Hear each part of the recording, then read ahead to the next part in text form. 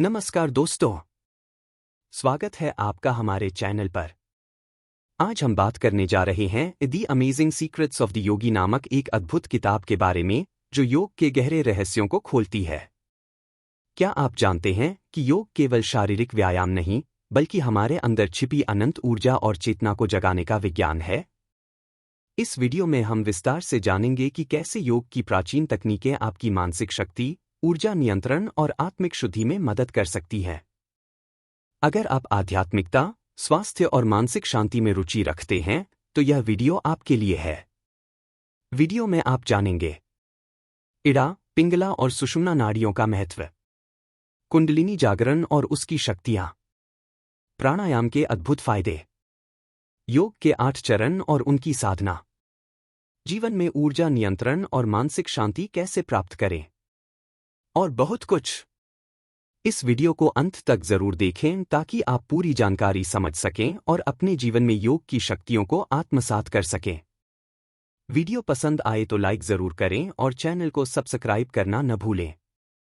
परिचय, introduction. The amazing secrets of the Yogi, योगी के अद्भुत रहस्य। लेखक चार्ल्स एफ एनिल इस पुस्तक में बताते हैं कि योग एक रहस्यमय या केवल धार्मिक अभ्यास नहीं है, बल्कि यह आत्मा, शरीर और मन की गहराई से समझ और नियंत्रण का विज्ञान है। इस पुस्तक में वह योगियों की उन गुप्त विधियों को उजागर करते हैं जिनसे वे चमत्कारी शक्तियों को प्राप्त करते हैं। पुस्तक का परिचय। चार्ल्स एफ एनिल इस पुस्तक की शुरुआत में यह स्पष्ट करते हैं कि योग कोई अंधविश्वास या रहस्यमय परंपरा नहीं है, बल्कि यह एक अत्यंत गूढ़ और वैज्ञानिक प्रणाली है जो व्यक्ति को आत्मज्ञान, मानसिक संतुलन और आध्यात्मिक शक्ति की ओर ले जाती है।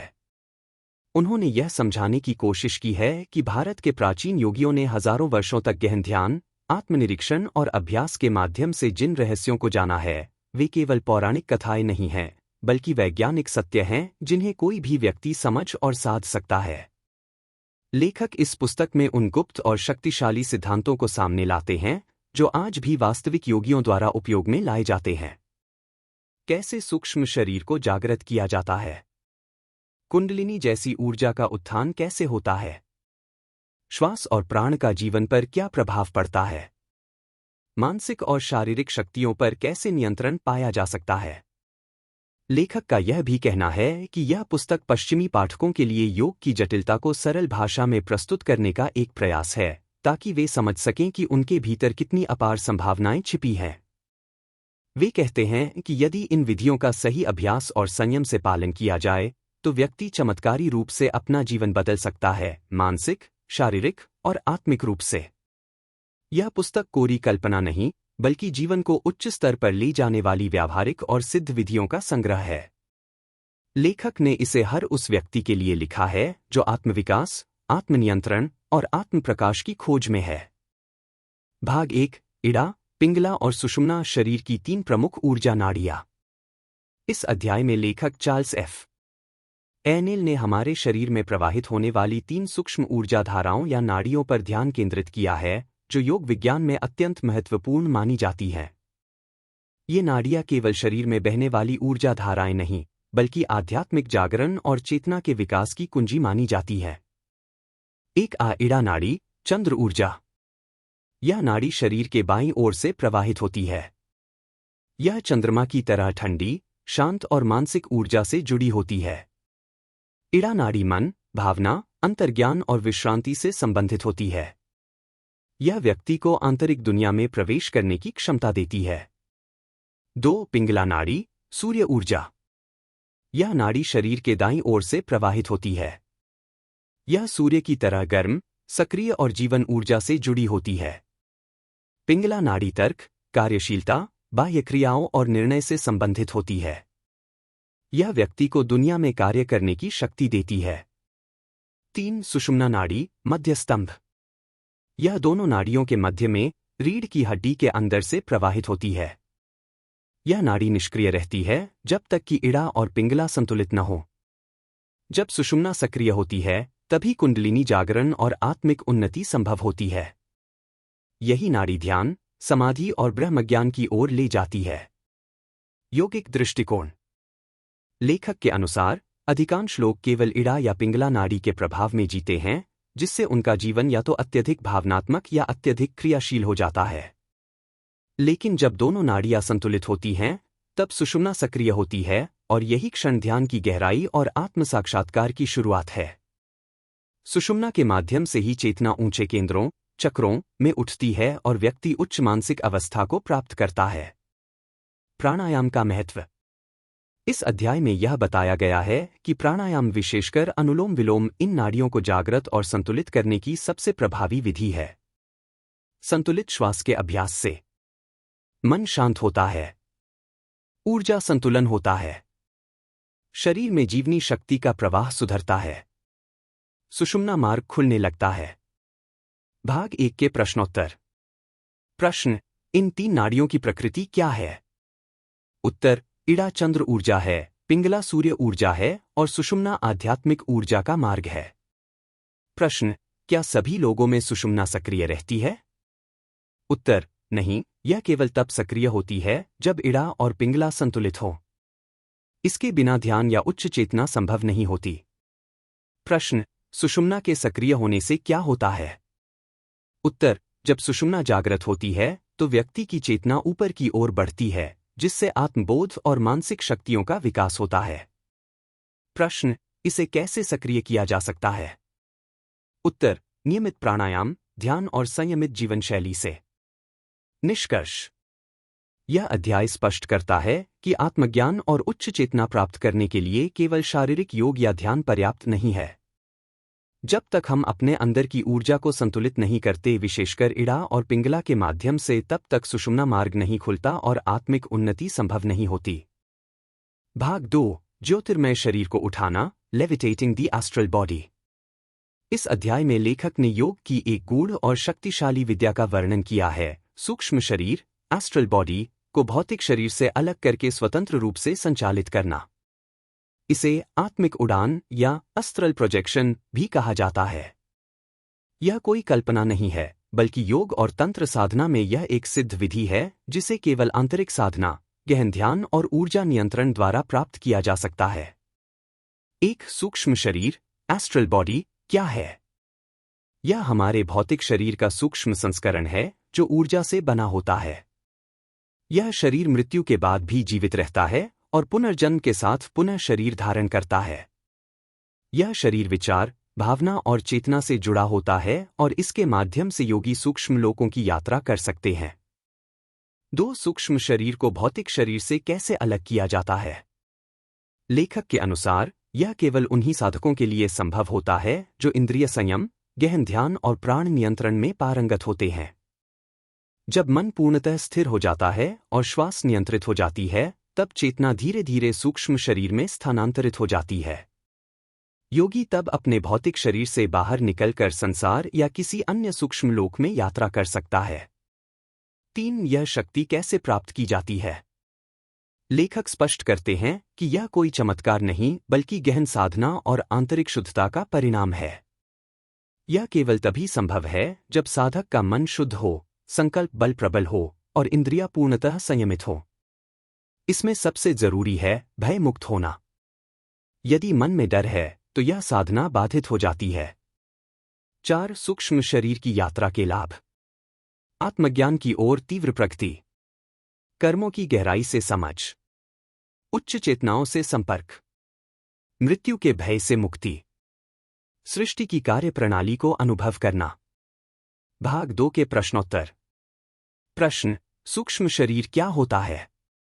उत्तर: यह ऊर्जा से बना शरीर होता है जो हमारे विचारों, भावनाओं और चेतना का वाहक होता है। यह भौतिक शरीर से अलग होता है और मृत्यु के बाद भी बना रहता है। प्रश्न: क्या हर कोई इसे अनुभव कर सकता है? उत्तर: नहीं, केवल वे साधक जो गहन ध्यान, संयम और अभ्यास में सिद्ध होते हैं, वे इसे अनुभव कर सकते हैं। प्रश्न: क्या सूक्ष्म शरीर की यात्रा खतरनाक हो सकती है? उत्तर: यदि साधक पूरी तैयारी, आंतरिक संतुलन और आत्मनियंत्रण के साथ इस साधना को करता है तो यह सुरक्षित है। लेकिन यदि मन अशांत या भयभीत हो तो जोखिम हो सकता है। प्रश्न: इसे करने के लिए क्या आवश्यक है? उत्तर: शुद्ध आहार, संयमित जीवन शैली, नियमित ध्यान, श्वास नियंत्रण और गुरु का मार्गदर्शन। निष्कर्ष। यह अध्याय हमें यह सिखाता है कि मनुष्य केवल शरीर तक सीमित नहीं है। उसके भीतर एक ज्योतिर्मय अस्तित्व है जो चेतना की उड़ान भर सकता है। जब व्यक्ति अपने सूक्ष्म शरीर को पहचानता है और उसे साधता है तो वह भय, भ्रम और सीमाओं से मुक्त होकर जीवन के गहरे रहस्यों को जान सकता है। भाग 3, कुंडलिनी शक्ति का नाग, Kundalini, the serpent of power. इस अध्याय में लेखक चार्ल्स एफ एनेल ने योगशास्त्र की सबसे रहस्यमयी और शक्तिशाली अवधारणा कुंडलिनी शक्ति का वर्णन किया है। यह शक्ति प्रत्येक मनुष्य के भीतर सुप्त अवस्था में विद्यमान रहती है, लेकिन जागृत होने पर यह व्यक्ति के जीवन को पूरी तरह बदल सकती है। एक कुंडलिनी क्या है? कुंडलिनी को एक सर्प, नाग के रूप में दर्शाया गया है जो 3 कुंडलियों में लिपटी हुई रीढ़ की हड्डी, मूलाधार चक्र के मूल में सोई रहती है। यह शक्ति प्राणशक्ति का स्रोत है, एक सूक्ष्म, दिव्य ऊर्जा जो जागृत होने पर मनुष्य को आत्मज्ञान, ब्रह्मज्ञान और दिव्य शक्तियों तक ले जाती है। 2. कुंडलिनी का जागरण कैसे होता है? कुंडलिनी का जागरण कोई सामान्य अभ्यास नहीं है। यह गहरी साधना, संयम, आंतरिक शुद्धता और ध्यान का परिणाम है। जागरण के कुछ प्रमुख साधन हैं। प्राणायाम, विशेषकर कुंभक और नाड़ी शुद्धि। मंत्र जाप, बीज मंत्रों द्वारा ऊर्जा का आह्वान। ध्यान और धारणा, विशेषकर चक्रों पर केंद्रित ध्यान। गुरु कृपा, सुरक्षित मार्गदर्शन आवश्यक है। जब साधक इन विधियों से अभ्यास करता है तो एक दिन वह क्षण आता है जब कुंडलिनी ऊर्जा जाग उठती है और रीढ़ के माध्यम से ऊपर की ओर चढ़ने लगती है। 3. कुंडलिनी जागरण की प्रक्रिया। जैसे ही कुंडलिनी जागती है वह सुषुम्ना नाड़ी में प्रवेश करती है और मूलाधार से सहस्रार चक्र तक की यात्रा शुरू करती है। मार्ग में आने वाले 6 प्रमुख चक्रों, मूलाधार, स्वाधिष्ठान, मणिपुर, अनाहत, विशुद्ध, आज्ञा को यह शक्ति जागृत करती है। हर चक्र पर साधक को विशेष मानसिक, भावनात्मक और आध्यात्मिक अनुभव होते हैं, शक्तियां, अंतर्ज्ञान, स्थिरता, दिव्य दृष्टि इत्यादि। 4. कुंडलिनी जागरण के लाभ। चेतना का विस्तार, मानसिक स्पष्टता और आत्मिक स्थिरता, आध्यात्मिक अनुभवों की प्राप्ति, जीवन की दिशा और उद्देश्य में पूर्ण परिवर्तन, मृत्यु और पुनर्जन्म के चक्र से मुक्ति की ओर अग्रसरता। 5. सावधानियां और चेतावनियां। लेखक विशेष रूप से चेतावनी देते हैं कि कुंडलिनी के साथ खेल नहीं किया जाना चाहिए। यह अत्यंत शक्तिशाली ऊर्जा है। यदि जागरण असमय या बिना गुरु मार्गदर्शन के हो तो मानसिक, शारीरिक या भावनात्मक असंतुलन हो सकता है। इसलिए आवश्यक है कि साधक संयमित जीवन जिए, आहार शुद्ध रखे और अनुभवी गुरु के मार्गदर्शन में ही इस मार्ग पर चले। भाग 3 के प्रश्नोत्तर। प्रश्न: कुंडलिनी किसे कहते हैं? उत्तर: यह एक सुप्त दिव्य शक्ति है जो रीढ़ के मूल में स्थित होती है और ध्यान, संयम व अभ्यास से जागृत होकर आत्मिक उन्नति की ओर ले जाती है। प्रश्न: इसका प्रतीक सर्प क्यों है? उत्तर: क्योंकि यह ऊर्जा कुंडली मारकर सोई रहती है और जैसे जैसे जागती है वैसे वैसे ऊपर की ओर चढ़ती है, ठीक एक सर्प के समान। प्रश्न: क्या हर कोई इसे जागृत कर सकता है? उत्तर: हाँ, लेकिन केवल वे ही जो गंभीर अभ्यास, संयम और गुरु मार्गदर्शन के साथ चलते हैं। यह कोई आसान या जल्दबाजी वाला मार्ग नहीं है। प्रश्न: क्या इसके गलत प्रयोग से खतरा हो सकता है? उत्तर: हाँ, यदि साधक मानसिक रूप से तैयार नहीं है या मार्गदर्शन के बिना प्रयास करता है तो इससे मानसिक और शारीरिक नुकसान संभव है। निष्कर्ष: यह अध्याय हमें यह सिखाता है कि कुंडलिनी शक्ति हमारे भीतर सोई हुई अपार दिव्यता है। यदि हम संयम, ध्यान और आंतरिक शुद्धता से इसका जागरण करें तो यह हमें आत्मा के उच्चतम स्तर तक पहुंचा सकती है। लेकिन यह एक गंभीर और पवित्र साधना है जिसे केवल श्रद्धा, संयम और सुरक्षित मार्गदर्शन के साथ ही करना चाहिए। भाग 4: श्वास जीवन का अमृत, breath, the elixir of life. इस अध्याय में लेखक चार्ल्स एफ एनेल ने श्वास की गहराई और उसके पीछे छिपे दिव्य रहस्य को उजागर किया है। योग की दृष्टि से श्वास सिर्फ हवा नहीं, बल्कि प्राण यानी जीवन शक्ति को शरीर में प्रवाहित करने का माध्यम है। सही तरीके से श्वास लेना केवल शारीरिक स्वास्थ्य नहीं, बल्कि मानसिक और आत्मिक उत्थान का भी मार्ग है। एक, श्वास और प्राण अंतर और संबंध। श्वास, ब्रेथ, वह भौतिक प्रक्रिया है जिससे वायु शरीर में जाती है और बाहर आती है। प्राण, प्रणा, सूक्ष्म ऊर्जा है जो उसी श्वास के माध्यम से हमारे शरीर, मन और चेतना को जीवन देती है। जब हम सांस लेते हैं, हम केवल ऑक्सीजन नहीं, बल्कि ब्रह्मांडीय ऊर्जा, प्राण, भी अंदर खींचते हैं। लेखक बताते हैं कि प्राणशक्ति पूरे ब्रह्मांड में फैली हुई है। यह ऊर्जा पेड़ों, ग्रहों, मनुष्यों, विचारों और प्रकाश में भी होती है। 2. श्वास का महत्व योग में। श्वास की गति और गहराई का सीधा संबंध हमारे मन की स्थिति से होता है। जब श्वास तेज होती है तो मन अशांत रहता है। जब श्वास धीमी, गहरी और लयबद्ध होती है तो मन शांत होता है और चेतना ऊंचे स्तर पर पहुंचती है। योगी यह जानते हैं कि श्वास को नियंत्रित कर मन को भी नियंत्रित किया जा सकता है। इसलिए प्राणायाम को योग में अत्यंत महत्वपूर्ण स्थान दिया गया है। 3. श्वास की शक्ति से क्या क्या संभव है? मानसिक स्पष्टता, चिंता, क्रोध और भय पर नियंत्रण, शरीर में ऊर्जा का संतुलन, ध्यान में गहराई, चक्रों को जागृत करना, आत्मचेतना और ब्रह्मचेतना से जुड़ना। 4. सही श्वास लेने का तरीका क्या है? लेखक सुझाव देते हैं कि श्वास नाक से लें और नाक से ही छोड़ें। पेट की गहराई से सांस लें, छाती नहीं, नाभि तक श्वास जाए। धीरे धीरे, स्थिर और संतुलित गति से श्वास लें। एक समय पर केवल श्वास पर ध्यान केंद्रित करें, यह ध्यान का प्रवेश द्वार बन जाता है। सही श्वास हमें वर्तमान क्षण में लाती है, यही जागरूकता का पहला कदम है। भाग 4 के प्रश्नोत्तर। प्रश्न: श्वास और प्राण में क्या अंतर है? उत्तर: श्वास भौतिक प्रक्रिया है, जबकि प्राण एक सूक्ष्म ब्रह्मांडीय ऊर्जा है जो श्वास के माध्यम से शरीर में आती है। प्रश्न: क्या श्वास केवल शारीरिक क्रिया है? उत्तर: नहीं, यह आत्मिक और मानसिक स्थिति से भी जुड़ी हुई है। यह चेतना का वाहक है।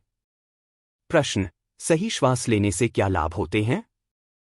उत्तर: मानसिक शांति, ऊर्जा में संतुलन, ध्यान में गहराई और आत्मजागरूकता की वृद्धि।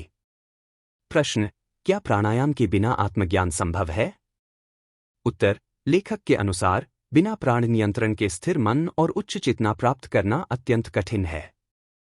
प्राणायाम आत्मिक उन्नति का अनिवार्य आधार है।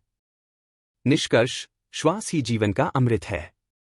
यह अध्याय स्पष्ट करता है कि हम सांस लेकर सिर्फ जीवित नहीं रहते, बल्कि हम ब्रह्मांड से ऊर्जा प्राप्त कर रहे होते हैं। यदि हम अनजाने में सांस ले रहे हैं, तो हम जीवन को भी अनजाने में जी रहे हैं। लेकिन जब हम सजग होकर श्वास लेते हैं, तो हम जागरूकता, शक्ति और आत्मज्ञान की ओर कदम रखते हैं। भाग 5: जीवन का नियंत्रण, कंट्रोल ऑफ लाइफ। इस अध्याय में लेखक चार्ल्स एफ.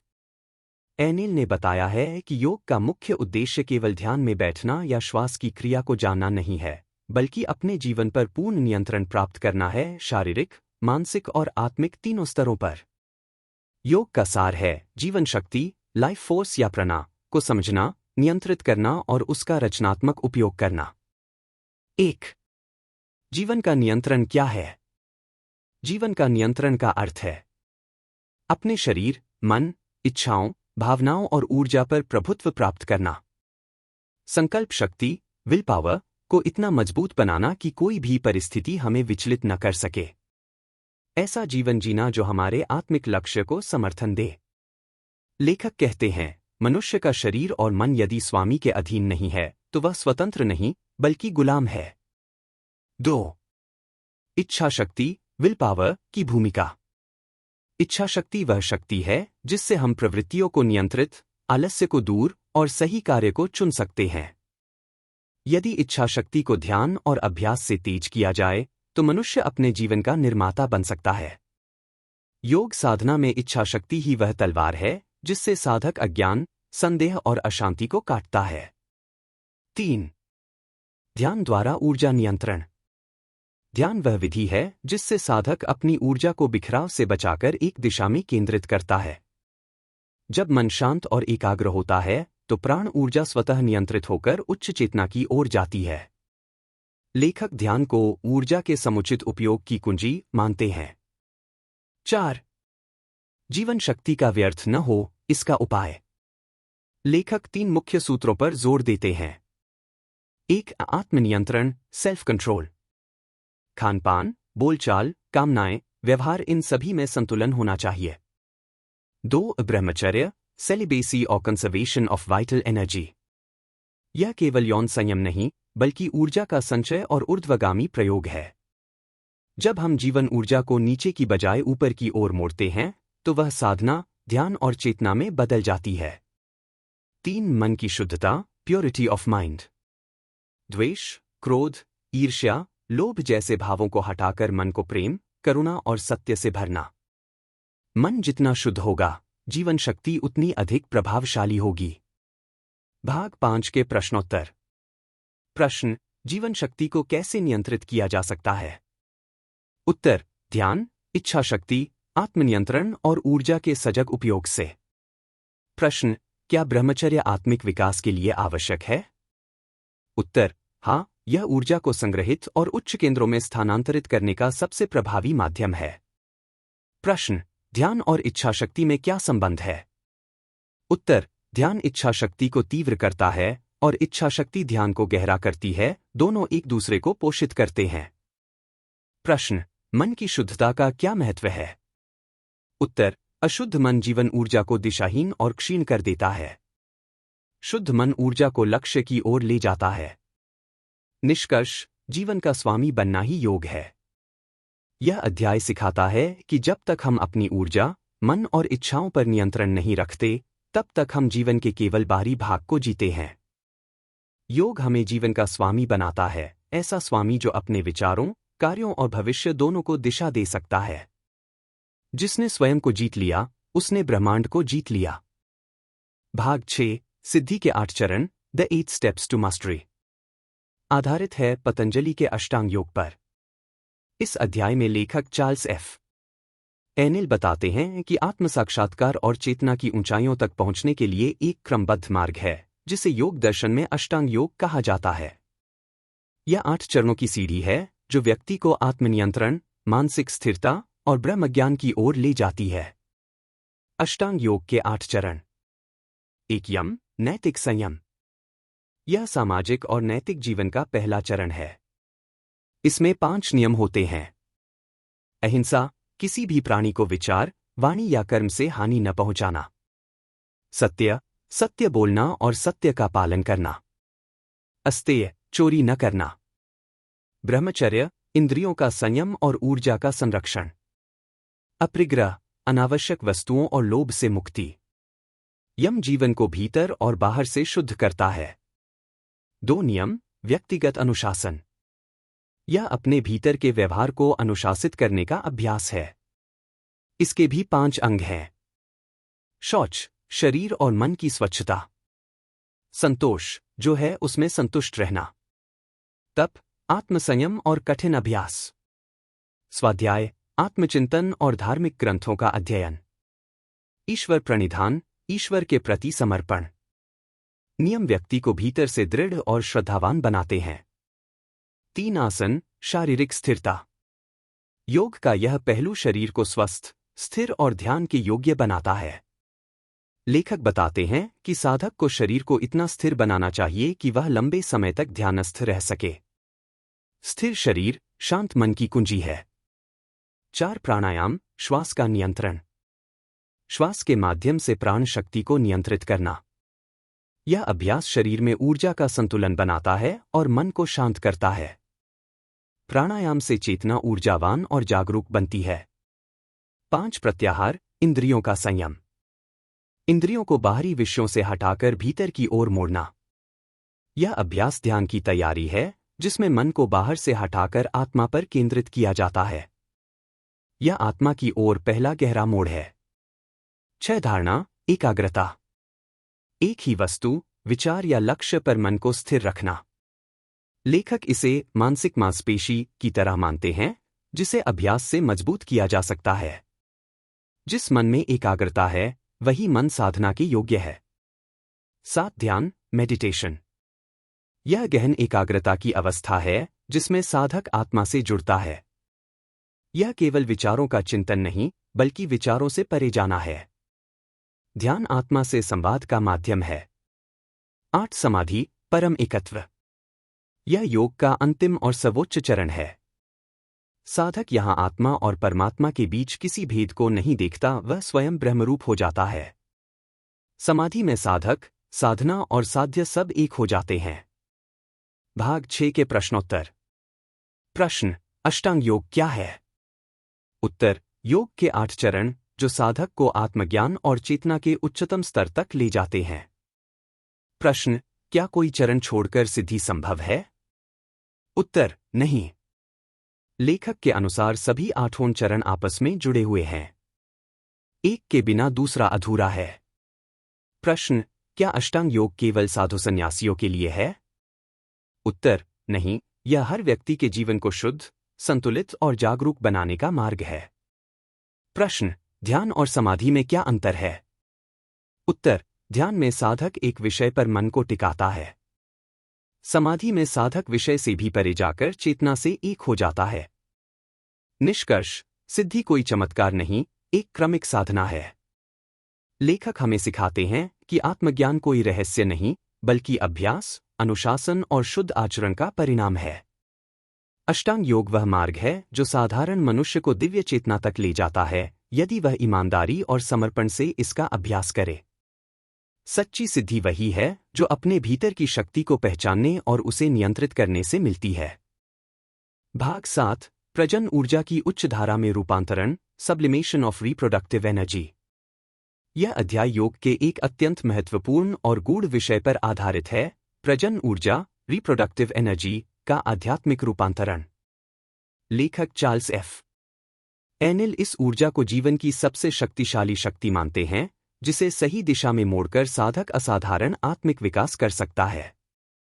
योग में इस प्रक्रिया को ऊर्ध्वरेता कहा गया है, अर्थात ऊर्जा का नीचे से ऊपर की ओर उठना, कामेंद्रियों से हटकर मस्तिष्क और आत्मा की ओर प्रवाहित होना। 1. प्रजनन ऊर्जा क्या है?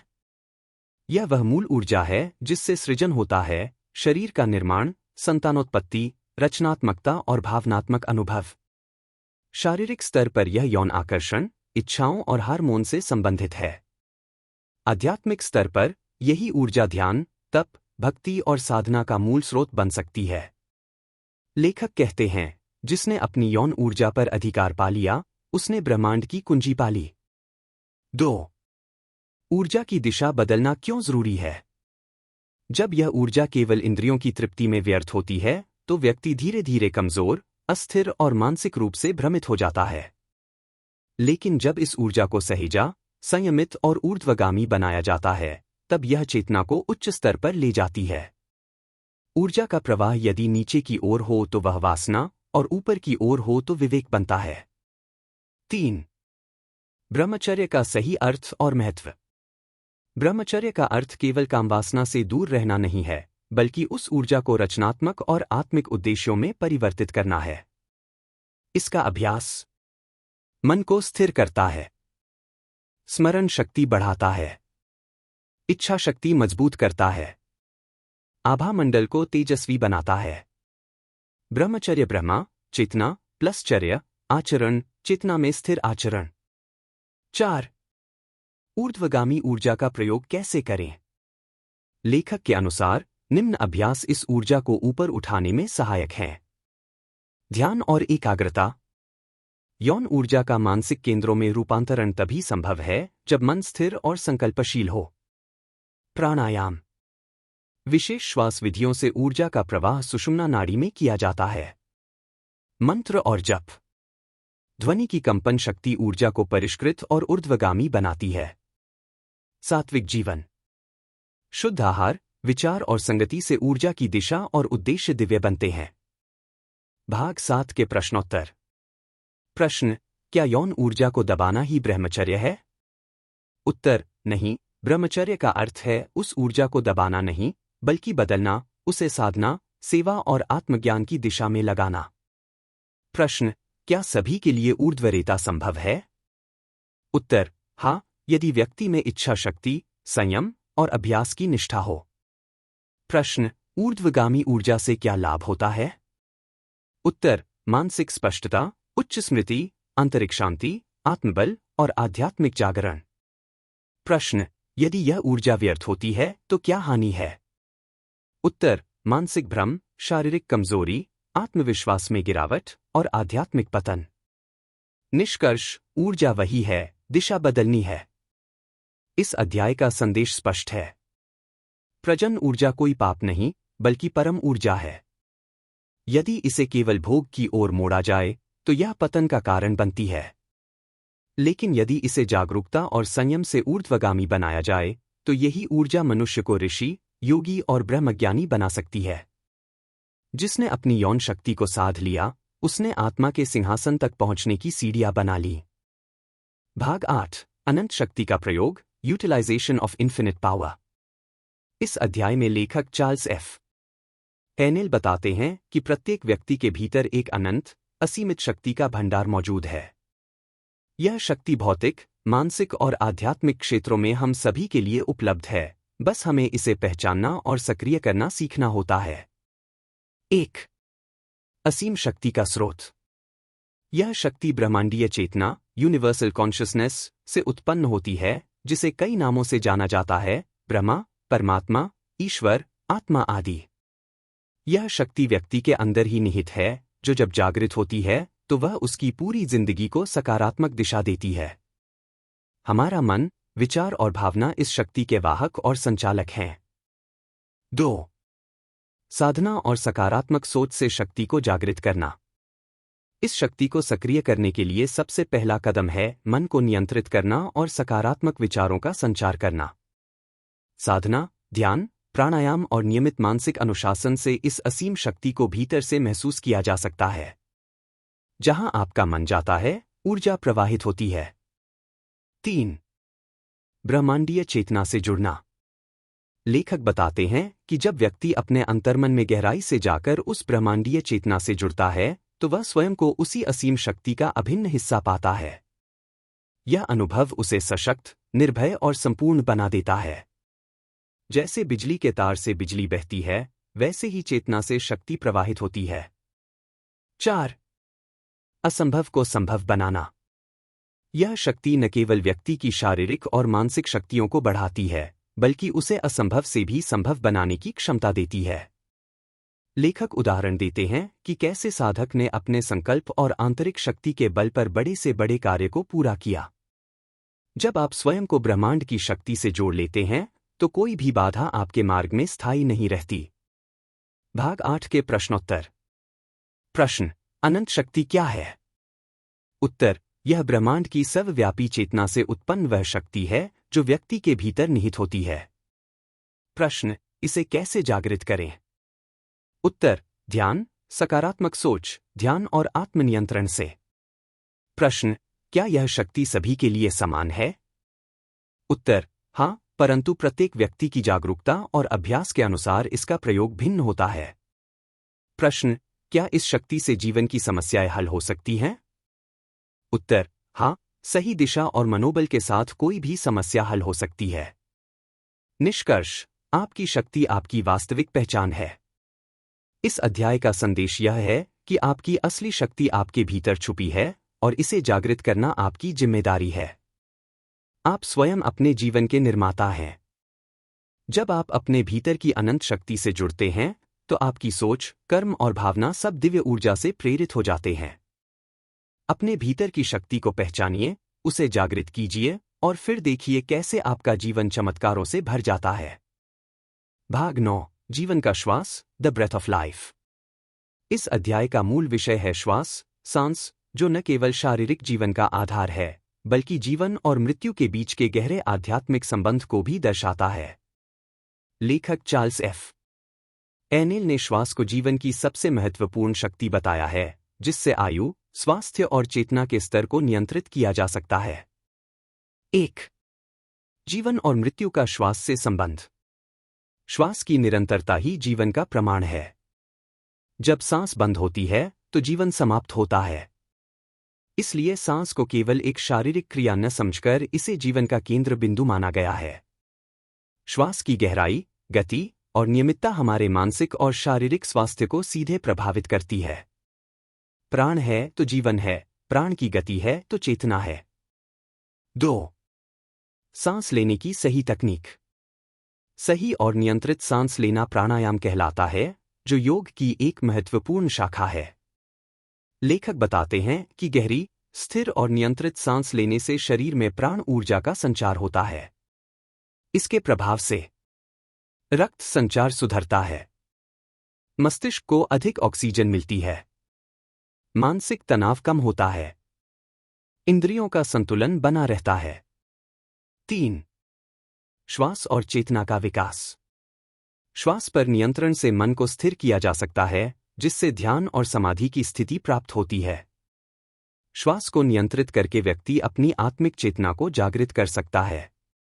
यह एक ऐसी ऊर्जा है जो हमारे शरीर के सभी अंगों को सक्रिय करती है और उच्चतर आध्यात्मिक अनुभवों के द्वार खोलती है। 4. जीवन की गुणवत्ता और आयु पर प्रभाव। श्वास की शुद्धता और सही प्रवाह शरीर की प्रतिरक्षा प्रणाली को मजबूत करता है। आयुर्वेद और योग दोनों में श्वास के नियंत्रण को दीर्घायु और स्वस्थ जीवन के लिए अत्यंत आवश्यक माना गया है। जीवन की गुणवत्ता को बढ़ाने के लिए सांस लेने की प्रैक्टिस नियमित रूप से करनी चाहिए। भाग 9 के प्रश्नोत्तर। प्रश्न: श्वास का आध्यात्मिक महत्व क्या है? उत्तर: श्वास जीवन की ऊर्जा का वाहक है, जो चेतना और प्राण को जोड़ती है। प्रश्न: सही श्वास लेने की तकनीक क्या है? उत्तर: गहरी, धीमी और नियंत्रित सांस लेना, जो प्राणायाम के नियमों के अनुरूप हो। प्रश्न: क्या श्वास को नियंत्रित करना सबके लिए संभव है? उत्तर: हाँ, नियमित अभ्यास और सही मार्गदर्शन से सभी इसके योग्य बन सकते हैं। प्रश्न: श्वास से क्या लाभ होते हैं?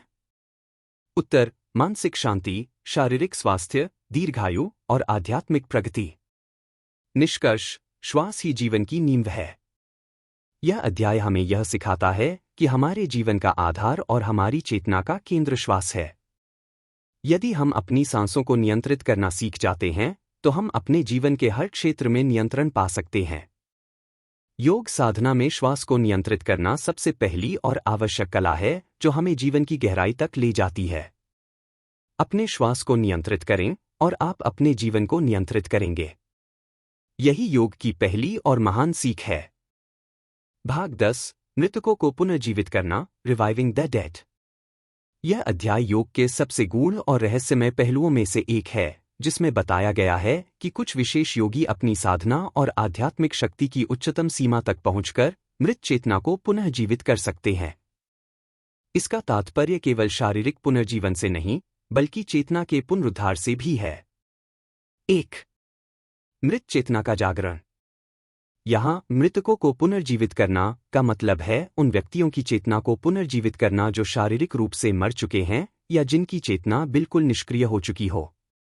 योगियों के अनुसार चेतना अमर है और सही साधना, संयम और करुणा के बल पर उसे पुनः सक्रिय किया जा सकता है। 2. योगी की शक्ति और साधना। यह शक्ति साधारण लोगों के लिए नहीं है, बल्कि केवल उन्हीं योगियों के लिए है जिन्होंने गहन ध्यान, तपस्या और ब्रह्मचर्य के साथ स्वयं को पूरी तरह से नियंत्रित कर लिया हो। साधना में शुद्धता, पूर्ण विश्वास, ईश्वर की भक्ति और करुणा का होना आवश्यक है। शक्तिशाली योगी की ऊर्जा मृतकों की चेतना तक पहुंच सकती है और उसे पुनः जागृत कर सकती है। 3. संयम और विश्वास का महत्व। इस अध्याय में समझाया गया है कि इस प्रकार की शक्ति का दुरुपयोग घातक हो सकता है।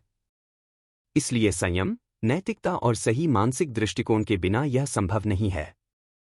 योगी को अपनी शक्ति का उपयोग केवल सेवा, करुणा और उच्चतम हित के लिए करना चाहिए। 4. पुनर्जीवन की प्रक्रिया। पुनर्जीवन केवल शारीरिक नहीं, बल्कि आत्मिक पुनर्जीवन भी होता है, जो मृत चेतना को जागृत कर जीवन में वापस लाता है। यह प्रक्रिया गहन ध्यान, प्राणायाम, मंत्र जाप और ब्रह्मांडीय ऊर्जा के सहारे होती है। भाग 10 के प्रश्नोत्तर। प्रश्न: क्या वास्तव में मृतकों को पुनर्जीवित करना संभव है? उत्तर: योग की उच्चतम साधना के माध्यम से चेतना को पुनर्जीवित करना संभव है, पर यह शक्ति बहुत ही विशेष योगियों के पास होती है। प्रश्न: इस शक्ति को प्राप्त करने के लिए क्या आवश्यक है? उत्तर: संयम, साधना, पूर्ण विश्वास, करुणा और नैतिकता। प्रश्न: क्या इसका दुरुपयोग हो सकता है? उत्तर: हाँ, इसलिए यह शक्ति अत्यंत सावधानी और उच्च आदर्शों के साथ ही उपयोग में लाई जानी चाहिए। निष्कर्ष: पुनर्जीवन योग की परम उपलब्धि। यह अध्याय योग की उस गहन शक्ति की बात करता है जो जीवन और मृत्यु के बंधनों को पार कर सकती है। यह शक्ति केवल उन्हीं को प्राप्त होती है जो अपने मन, शरीर और आत्मा का पूर्ण नियंत्रण पा चुके होते हैं और जिसके लक्ष्य केवल उच्चतम आध्यात्मिक सेवा हो। सिर्फ वही योगी मृतकों को पुनर्जीवित कर सकता है जो स्वयं ने मृत्यु को समझ लिया हो और जीवन की सच्ची ऊर्जा को जागृत कर लिया हो। भाग 11: आंतरिक प्रकाश, द इनर लाइट। इस अध्याय का केंद्र बिंदु है हमारे भीतर छिपा हुआ दिव्य प्रकाश जो हर आत्मा में विद्यमान होता है। यह प्रकाश साधना, ध्यान और आत्मनिरीक्षण के द्वारा जागृत किया जा सकता है। यह न केवल आत्मज्ञान का स्रोत है बल्कि ईश्वर के साथ प्रत्यक्ष अनुभव का भी आधार है। 1. आंतरिक प्रकाश का महत्व। हर जीवात्मा के अंदर एक अमर और दिव्य ऊर्जा का स्रोत होता है जिसे आंतरिक प्रकाश कहा जाता है। यह प्रकाश अज्ञानता और अंधकार को मिटाकर वास्तविक सत्य, शांति और आनंद का अनुभव कराता है। जब यह प्रकाश जागृत होता है तब व्यक्ति के जीवन में असीम शांति, प्रेम और आनंद का प्रवाह शुरू हो जाता है। 2. साधना के माध्यम से प्रकाश का जागरण। ध्यान, प्रार्थना और आत्मनिरीक्षण इस आंतरिक प्रकाश को प्रकट करने के मुख्य साधन हैं। साधना के द्वारा मन की अशुद्धियों, विचारों के आवागमन और विकर्षणों को शांत किया जाता है जिससे यह प्रकाश साफ साफ दिखाई देने लगता है। यह प्रकाश व्यक्ति को ईश्वर के साथ गहरे जुड़ाव का अनुभव कराता है। 3.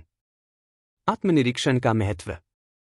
केवल बाहरी साधना ही नहीं बल्कि अपने अंदर झांककर अपनी असली प्रकृति को पहचानना भी आवश्यक है। आत्मनिरीक्षण से हम अपने अंदर छिपे विचारों, भावनाओं और कर्मों को समझते हैं जो प्रकाश को ढकते हैं। इन बाधाओं को हटाने से आंतरिक प्रकाश की चमक और तेज होती है। 4. प्रकाश और ईश्वर का संबंध। आंतरिक प्रकाश को ईश्वर की अनुभूति का स्रोत माना गया है। यह प्रकाश व्यक्ति को बताता है कि आत्मा और परमात्मा में कोई भेद नहीं है, दोनों एक हैं। इस अनुभूति से व्यक्ति मोक्ष और पूर्णता की ओर बढ़ता है। भाग 11 के प्रश्नोत्तर। प्रश्न: आंतरिक प्रकाश क्या है? उत्तर: यह प्रत्येक आत्मा में विद्यमान दिव्य ऊर्जा और चेतना का स्रोत है। प्रश्न: आंतरिक प्रकाश को कैसे जागृत किया जा सकता है? उत्तर: ध्यान, प्रार्थना और आत्मनिरीक्षण के नियमित अभ्यास से। प्रश्न: इस प्रकाश का अनुभव क्यों आवश्यक है? उत्तर: यह आत्मज्ञान और ईश्वर की अनुभूति प्रदान करता है जो आध्यात्मिक प्रगति के लिए अनिवार्य है। प्रश्न: क्या आंतरिक प्रकाश सभी में समान रूप से होता है? उत्तर: हाँ, सभी जीवों में यह समान रूप से विद्यमान होता है, केवल इसे जागृत करने की आवश्यकता होती है। निष्कर्ष: आंतरिक प्रकाश ही असली जीवन है। यह अध्याय हमें यह गहरा ज्ञान देता है कि हमारे अंदर का प्रकाश ही हमारी असली पहचान है। जब हम इस आंतरिक प्रकाश को महसूस करते हैं तभी हम जीवन के वास्तविक अर्थ और ईश्वर के साथ अपने संबंध को समझ पाते हैं।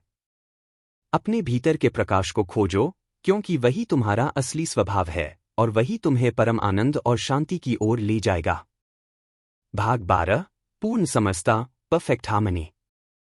यह अंतिम और महत्वपूर्ण अध्याय जीवन के 4 प्रमुख तत्वों शरीर, मन, आत्मा और ब्रह्मांड के बीच एक गहन संतुलन और सामंजस्य स्थापित करने पर केंद्रित है।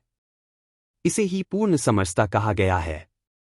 इस अवस्था में व्यक्ति को न केवल आंतरिक शांति मिलती है बल्कि जीवन का वास्तविक आनंद और पूर्णता भी अनुभव होती है। 1. समरसता का अर्थ। समरसता का अर्थ है जीवन के सभी पहलुओं का सामंजस्यपूर्ण मेल। यह केवल बाहरी स्थिति का संतुलन नहीं है बल्कि एक गहरा आंतरिक अनुभव है जिसमें हमारे विचार, भावनाएं, शारीरिक क्रियाएं और आत्मा की ऊर्जा एक साथ सामंजस्य में होती है। समरसता से मन की अशांति और द्वंद्व समाप्त हो जाते हैं।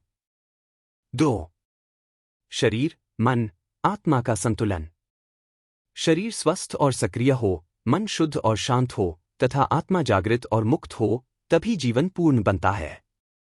शरीर को स्वस्थ रखने के लिए योग, व्यायाम और सही आहार आवश्यक है। मन को नियंत्रित करने के लिए ध्यान, प्राणायाम और मानसिक अनुशासन आवश्यक है। आत्मा का जागरण साधना, भक्ति और आत्मनिरीक्षण से होता है।